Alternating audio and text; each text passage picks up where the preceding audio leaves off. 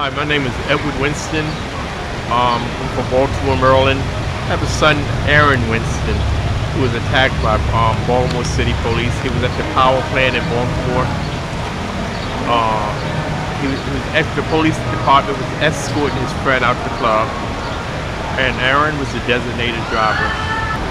And he knew the police that was escorting his friend out the club. He worked with the officer for 3 years. When he graduated from high school, he was a lifeguard. He went up to the officer and was going to ask the officer, could his friend stay? Since he was the designated driver, he'll be responsible for him. And the officer that was with his partner, or whoever it was, ran behind him, threw him down on the ground in the club, stepped in his back, and popped his arm out of socket. Aaron sustained eight screws and a plate in his arm. They had to cut his muscle open to get to it, and then they went to the hospital. And when they went to the hospital, the head nurse in shock trauma asked him, was he being charged? And he said no. Doesn't he have any charges pending on him? He said no. So she asked him to take the handcuffs off. Remind you, his arm was already broken and behind him. The officer took the handcuffs off and told him to put his arms in front of him. He told him that he couldn't. He grabbed his arm and pulled it in the front of him. The nurse cursed the police out and told him to leave the hospital because if he wasn't under arrest or any charges, that she wanted him to leave because they were harassing him. They wouldn't let him make phone calls home, even though he still wasn't arrested. After that, he went to shock trauma.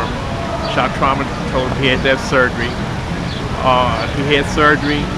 They pressed charges while he was in surgery. Once they found out he had surgery, they went and pressed charges to kind of get themselves out of try to avoid this. Once he pressed charges, they came back to the hospital, told my wife and I that we couldn't see him, we couldn't go to the room, and that he was being arrested. Shock trauma made plans with the hospital, with Baltimore Central booking to give him his pain medication. And Central booking told him how to write the prescriptions and everything to receive his pain medication. They kept him in Central booking for 12 hours. They never gave him any of his pain medications. And we went to court, and the Baltimore City canceled the case twice, the trial twice in the district court. We went to the court a week ago, and they tried to get him probation, a year probation, unsupervised probation. The lawyer wanted to know for what. He didn't have any charges in the hospital. They made some charges up. So now we're asking for a jury trial. His jury trial will be in Baltimore at the Mitchell Courthouse, June the 6th.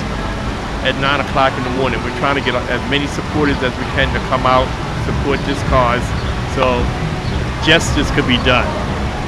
Because the police, as far as I'm concerned, the police in Baltimore and these other cities and states are out of control. They lowered the standards of good police, and this is what we need to bring back up to standard. Better police in this city. Better police in all cities. So we're trying to keep it alive.